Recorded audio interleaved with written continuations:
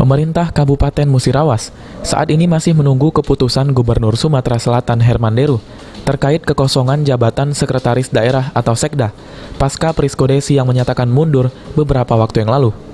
Menurut Bupati, pihaknya sudah mengusulkan sejumlah nama-nama calon pejabat Sekretaris Daerah Musirawas yang akan mengisi jabatan tersebut.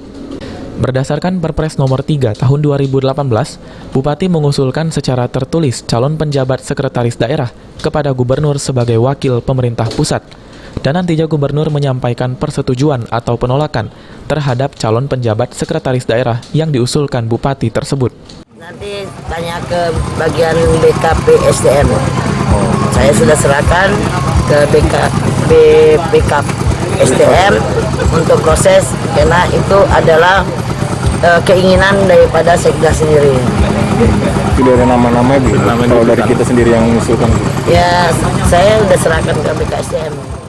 Sementara itu, menurut Kepala BKPSDM Musirawas, calon penjabat Sekda harus memenuhi persyaratan yakni menduduki jabatan pimpinan tinggi Pratama Eselon 2B untuk penjabat Sekretaris Daerah Kabupaten, memiliki pangkat pembina tingkat 1 golongan 4B, berusia paling tinggi 1 tahun sebelum mencapai batas usia pensiun.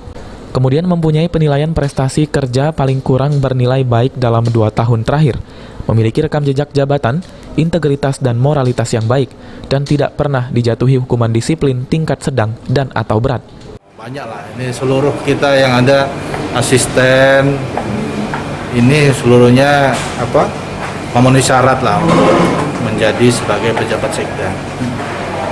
Nanti untuk siapanya kita tunggu ya. Nah, karena ini kan sedang proses ke Gubernur. Mudah-mudahan Pak Gubernur segera memutuskan siapa yang disetujui ya. Tri Hajariah, PAL TV.